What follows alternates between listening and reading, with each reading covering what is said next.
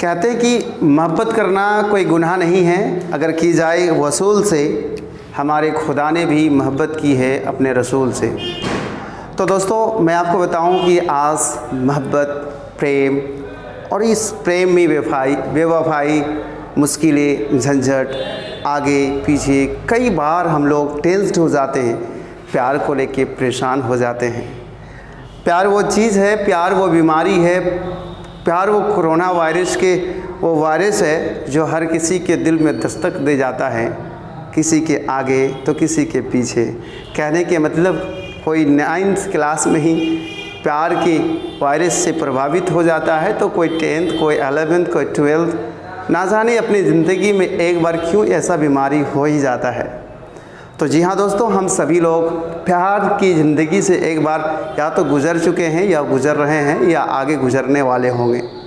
तो आज हम लोग जानने वाले हैं प्यार की दास्तानी को, समझने वाले हैं the nature of true love को, कि सच्चा प्रेम क्या होता है। हम प्रेम कर भी रहे हैं और हमें पता भी नहीं है कि हम जिसके लिए मरते हैं, जिसके लिए जीते हैं, जिसके लिए अपनी ज़िंदगी को, अपनी जान को बाजी लगा देना चाहते हैं, क्या वो हमसे ट्रू लव करता भी है या नहीं। तो क्या आप जानना चाहते हैं कि सच्चा प्रेम क्या है? तो आज आपके लिए इस वीडियो को मैं डिज़ाइन किया हूँ, शूट किया हूँ। आप इस वीडियो को देखें और शुरू से अंत तक देखें। पसंद आए तो दूसरों तक दिखाएं ताकि सबको पता चल सके कि सच्चा प्रेम क्या होता है। तो दोस्तों, सच्चा प्रेम को बताने के लिए, the nature of true love को बताने के लिए हमने जो सहारा ली है, मदद लिया है, वो है the marriage of true minds. 11th class की किताब में एक पोएम है जिस पोएम का नाम है the marriage of true minds. मैं प्रेम की बातों को अपने ही अंदाज में कह सकता था, प्रेम आपको डिफ़ाइन करके बता सकता था, लेकिन मैंने सोचा कि मेरे से आगे और मेरे से नहीं बल्कि उनके लेवल बहुत ज़्यादा अनटचेबल है टू मी, जिसको विलियम शेक्सपियर कहते हैं। इंग्लिश में कई लोग इसको फादर ऑफ इंग्लिश भी कहते हैं, जो गलत है, हालांकि ऐसी सही बात नहीं है। हाँ, फादर ऑफ पोइट अगर कह दिया जाए तो थोड़ा बहुत चल सकता है, लेकिन फादर ऑफ इंग्लिश नहीं कह सकते। The marriage of true minds के लिखने वाले विलियम शेक्सपियर, जिन्होंने प्यार की जिक्र किए हैं, प्यार को बताए हैं, डिफ़ाइन करके दिखाए हैं अपने पोएम में the marriage of true minds में। तो आज हम आपको बताना चाहेंगे उसी की किताब की मदद से कि ट्रू लव क्या होता है। दोस्तों, अगर मैं सबसे पहले विलियम शेक्सपियर की बात करें तो विलियम शेक्सपियर एक महान पोइट और प्लेराइट थे, और महान ही नहीं बल्कि बहुत महान थे, आप ऐसे समझ सकते हैं। 1564 ईस्वी को इनका जन्म हुआ इंग्लैंड के अंदर और 1616 ईस्वी में इनके देहांत हो जाता है। इन्होंने अपने वर्क्स जो लिखे हैं, काम जो किए हैं, बुक जो लिखे हैं, जो बहुत फेमस है, वह है Hamlet, Othello, King Lear and Macbeth. आप ऐसी किताबों को याद रखें। इन किताबों की नाम 11th क्लास के लिए भी इम्पोर्टेंस है, 12th क्लास के लिए भी इम्पोर्टेंस रखता है। और जिस पोएम को आज हम पढ़ाने वाले हैं आपको, the marriage of true minds, दरअसल ये एक सोनेट है। तो दोस्तों, सबसे पहले समझने की यह समझनी चाहिए आपको कि ये सोनेट क्या होता है। तो दोस्तों, सोनेट जो है ना, एक प्रकार के पोएम ही है, यानी पोएम को ही सोनेट कहते हैं। वैसा पोएम जो 14 लाइन्स का हो, यानी 14 लाइन का लिखी हुई कोई पोएम को हम लोग क्या कहते हैं? सोनेट कहते हैं। उस सोनेट को लिखने का 2 तरीका हो सकता है, या तो 2 ऑक्टेव में लिखा जाएगा या 3 क्वार्टेंस और एक कपलेट में लिखा जाएगा। जब 2 ऑक्टेव में लिखा जाएगा तो फर्स्ट ऑक्टेव में 8 लाइन और सेकंड ऑक्टेव में 6 लाइन होंगे। 8 और 6 को जब ऐड करेंगे तो आपका 14 हो जाएगा। 3 क्वार्टर्स में लिखेंगे तो हर एक क्वार्टर में 4 लाइन्स होगा।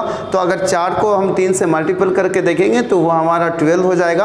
और एक कपलेट में 2 लाइन होती है तो वो दोनों लाइन को अगर जोड़ के देखेंगे 2 और 12 तो 14 हो जाएगा। कुल मिलाकर किसी भी तरह से आप लिखिए तो हमारे जो सोनेट होते हैं, सोनेट में केवल 14 लाइन होता है। और ये बहुत VVI क्वेश्चन है 12th क्लास के बच्चों के लिए भी, 11th क्लास के बच्चों के लिए भी, और वो बच्चे जो कॉम्पिटिटिव इंग्लिश पढ़ते हैं उनके लिए भी। तो ये आप जानिएगा। विलियम शेक्सपियर अपने जीवन में 154 सोनेट्स लिख चुके हैं। इन्होंने 154, आप समझ सकते हैं कितने ज़्यादा सोनेट लिखे हैं, बहुत पोएम इनके नाम है। और आज जिस पोएम को हम पढ़ने वाले हैं उस पोएम कितने नंबर के पोएम है? तो 116, 116वां सोनेट को आज हम लोग पढ़ने वाले हैं और उसकी थीम है the nature of true love. तो चले अब हम लोग नेचर ऑफ ट्रू लव को देखते हैं, उस पोएम को स्टार्ट करते हैं। समझाना आपको चाहते हैं हम दोस्तों, अगर आप समझना चाहते हैं line by line, word by word, तो आप अपनी किताब को खोल कर बैठिए, देखिए वहाँ हम यहाँ पढ़ रहे हैं, समझा रहे हैं, आप वहाँ कॉपी किताब खोल के देखिए। अच्छा, इसको देखने से पहले एक छोटी सी बात बताऊँ दोस्तों। अगर आप प्यार कर रहे हैं, किसी को पाना चाहते हैं और पाने के लिए रात दिन परेशान हैं, एक झलक पाने के लिए आप दीवाना और बेकरार हैं, और उसी में कोई यदि बंदा बाधा बन के आपके बीच आ जाता हो, आपका प्यार का दुश्मन बन जाता हो, आपको कहता हो कि ये प्यार वार कुछ नहीं होता, आपको डंडा दिखाता हो, गन कनपट्टी पर रखकर आपको समझाता हो कि उसको भूल जाओ नहीं तो तुम्हें उड़ा देंगे, तो फिर उस बंदा को आप क्या समझते हैं? ऐसे बंदे को आप क्या कहना चाहते हैं? कमेंट बॉक्स में ज़रा बताइएगा, हम सुनना चाहते हैं। क्योंकि आज पहले लाइन जो हमारा है वो बाधा डालने वाले लोगों के लिए ही है। Let me not to the marriage of true minds admit impediments. कहता है कि दो, अच्छा शादी क्या है पहले इसे समझते हैं आप। शादी क्या है? दो पवित्र आत्माओं की मिलन है दोस्तों। दो पवित्र आत्माओं की मिलन को शादी कहते हैं। बड़ी बड़ी अफसोस ये है कि हम आत्मा को ना पवित्र रख पाते हैं, ना अपना जिस्म को पवित्र रख पाते हैं, विवाह से पहले ही इसे अपवित्र कर देते हैं। ऐसी बच्चियों और बच्चों के लिए मेरा सलाह है कि आपकी दौलत, आपकी इज्जत है, आपका आबरू है, आपका सम्मान वही है, वही चीज़ है जिसके साथ आप कह सकते हैं कि मैं दौलतमंद हूँ। आप उनके साथ छेड़खानी होने ना दें। बाकी अब देखिएगा आगे हम जो बातें करेंगे। कहता let me not to the marriage of true minds admit impediments. कहता दो सच्चे पवित्र आत्माओं की मिलन को मिल जाने दो। यानी दो, एक लड़का और एक लड़की, दोनों एक दूसरे से प्यार करते हैं, दोनों पवित्र भी हैं, दोनों की आत्मा पवित्र है, ये दोनों एक साथ होना चाहते हैं, एक संग आना चाहते हैं, शादी करना चाहते हैं, तो इसे स्वीकार करो, बाधाएं मत डालो। लेकिन बाधाएं डाल दी जाती है, बाधाएं डाल दी जाती है। विलियम शेक्सपियर कहता है कि दो पवित्र आत्माओं को मिल जाने दो, लेकिन हम हैं जो मिलने देना नहीं चाहते, या अगर हम मिलने देना चाहते हैं तो हमारा कोई दूसरा भाई ओड़ा बन के आ जाता है, लोड़ा बन के आ जाता है, या बाप हंसुआ या कुछ और लेके आ जाते हैं, जो गलत है। आगे समझिएगा। Love is not love which alters when it alteration finds. वो प्यार प्यार नहीं है जो बदल जाता है किसी बदलाव को देखकर। वो प्यार प्यार नहीं है जो बदल जाता है किसी बदलाव को देखकर। और bends with the remover to remove. और बदल जाता हो या झुक जाता हो किसी झुकाने वाले से। कहने के मतलब यह है कि पहले बातों को समझिए। प्यार वो नहीं जो बदल जाता हो किसी बदलाव से। कहने के मतलब यह है, सपोज़ कीजिए कि मैं किसी लड़की को चाहता हूँ, उससे प्रेम करता हूँ, बहुत ज़्यादा उसे चाहता हूँ, उसकी सम्मान करता हूँ, और उसकी चेहरे पर कुछ फुंसियाँ निकल आई, तो उस फुंसियों की वजह से हम उसे हेट करने लगे, उनके साथ कुछ बदलाव आया तो हम बदल गए। इससे प्यार नहीं कह सकते, ये प्यार नहीं हो सकता है दोस्त, इससे प्यार आप नहीं कह सकते। या आज हम किसी एक के साथ बात कर रहे हैं या उसका सम्मान कर रहे हैं, उससे हम प्रेम हो गया है, हमें ऐसा प्रकट होता है। दूसरा आईफोन वाले को देखकर मैं इसे बोलकर उसकी तरफ चले गए, ये प्यार नहीं हो सकता। किसी बदलाव को देखकर अगर बदल जाए वो प्यार, तो वो प्यार नहीं हो सकता। या किसी झुकाने वाले उसको झुका दे, उसे भी प्यार नहीं कह सकते। आगे कहता होगा no it is an ever fixed mark. Oh no, कहता ऊपर की बताई गई बातों को लेकर कह रहे हैं कि वो ये जो है ना, कहता it is an ever fixed mark, ये सदा के लिए फिक्स्ड होता है। जब एक बार प्यार दिल में हो जाता है तो फिर हमारे पाप क्या पूरी दुनिया उसे मिटा नहीं सकता। प्यार को मिटाना उतनी आसान काम नहीं, लेकिन प्यार अगर वसूल से हुई हो, प्यार में अगर सत्यता हो, प्यार में अगर शुद्धता हो, तो फिर प्यार को मिटाने वाले कोई नहीं हो सकता। लेकिन बड़ी अफसोस है कि आज हमारे बच्चे प्यार में थोड़ी सी गड़बड़ाहट कर जाते हैं। सुबह मुलाकात, शाम को प्रपोज, और फिर मतलब शाम को 4 बजे तक प्रपोज हो गया और आपकी 8 बजे जाके किसी डाइनिंग टेबल में किसी फूड प्लेस में बैठे हैं, या कि आई मीन टू से किसी रेस्टोरेंट में बैठे हैं। बहुत बुरी बात है, इसे प्यार नहीं कहते। प्यार के मतलब पवित्रता है। आपको प्यूरिटी दिखाना पड़ेगा, शुद्धता दिखाना पड़ेगा। यदि आप इसको अपवित्र कर दिए हैं तो वो प्रेम नहीं हो सकता। इस चीज़ को समझने की कोशिश कीजिएगा। That looks one tempest and is never shaken, कहता है कि प्यार वो है जो ध्रुव तारा की तरह होता है, जो भूकंप आने से भी नहीं हिलता। चाहे जलजला आ जाए, चाहे तूफान आ जाए, चाहे आंधी, ध्रुव तारा को हिला नहीं सकते, उसको डुला नहीं सकते। It is the star to every wandering bird, एक ऐसी तारा है, एक ऐसी तारा है जो हर एक भटके हुए को रास्ता दिखाता है। एक ऐसी तारा है जो हर भटके हुए को रास्ता दिखाता है। मैं कह सकता हूँ कि प्यार वो पवित्र चीज़ है कि अगर आप भटके हुए हैं और प्यार करना स्टार्ट कर दे, आप सही रास्ते पे आ सकते हैं।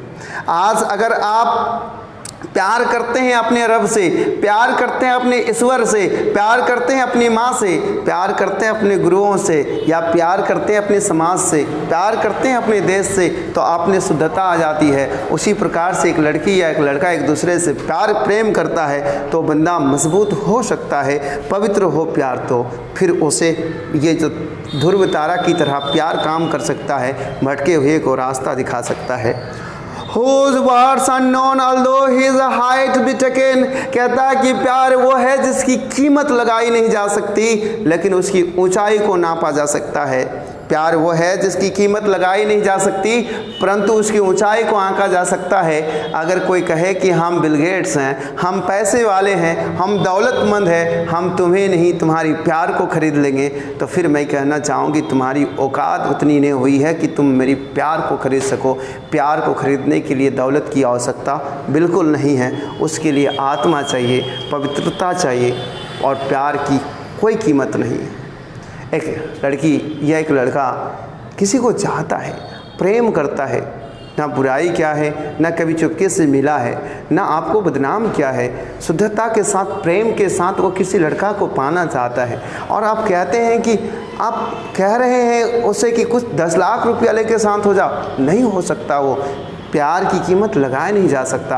आप उसको समझिए, हो सके तो पॉसिबल हो तो उनकी शादी कराइए, और कराइए ही पवित्र है, लेकिन उसकी ऊंचाई को मापा जा सकता है। कहने के मतलब आप अंदाज़ा लगा सकते हैं कि ये दोनों कितने एक दूसरे से प्रेम करते हैं।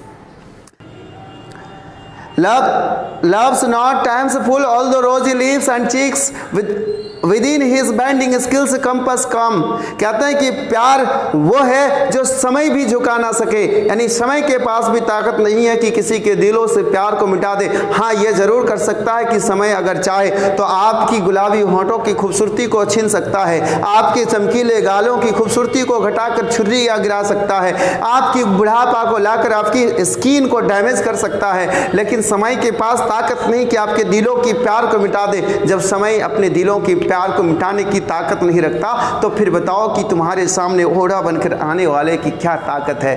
प्यार में शुद्धता हो तो झुकने की आवश्यकता बिल्कुल नहीं है, लेकिन प्यार में रात 12 बजे कॉलिंग बिल्कुल बर्दाश्त नहीं है। इस छत में जाके उस छत में जाके सारा गंदगी बिल्कुल बर्दाश्त नहीं। प्यार में पवित्रता बहुत मायने रखती है। अगर आपने प्यार को आप पवित्र कर लिया है, 9th क्लास में कोई 9वीं, 10th क्लास में कोई 10वीं, और 11th क्लास में फिर कोई दूसरी, फिर 12th में जाके फिर तीसरी, चौथी, 5वीं, इस तरह से आप बदलाव कर रहे हैं, यह प्यार नहीं हो सकता। यह धंधा है, ये गुनाह है, ये पाप है, ये आपकी ज़िंदगी के लिए बर्बादी का निशानी है। इस चीज़ को समझ लो। ऐसे प्यार करने वाले को थप्पड़ लगता है, ऐसे प्यार करने वालों की ज़िंदगी मिट्टी में मिल जाता है। ऐसे लोगों को सुधारने की आवश्यकता है। ऐसी प्यार नहीं है। लैला ने मजनू से प्यार किया तो पूरी हिंदुस्तान ने जाना, पूरी दुनिया जाना, कई पवित्र जगहों से उसका नाम लेकर बताया जाता है। यदि आपकी प्यार शुद्धता हो, शुद्ध हो, तो आपके बाप माँ आपके प्यार को एक्सेप्ट करने को तैयार है। लेकिन जब अपने माँ बाप को आप जलील कर देते हैं तो फिर वो आपके अगेंस्ट में आके खड़े हो जाते हैं। कहते हैं love alters not with his bright flowers and wicks but bears it out even to the age of doom। कहते हैं प्यार वो नहीं जो बदल जाए पलकों में, प्यार वो नहीं जो बदल जाए कुछ लम्हों में, और प्यार वो नहीं जो बदल जाए कुछ हफ्तों में। प्यार वो है जो इसे कैरी करती है क़यामत के दिन तक। प्यार वो है जो क़यामत के दिन तक चलती है।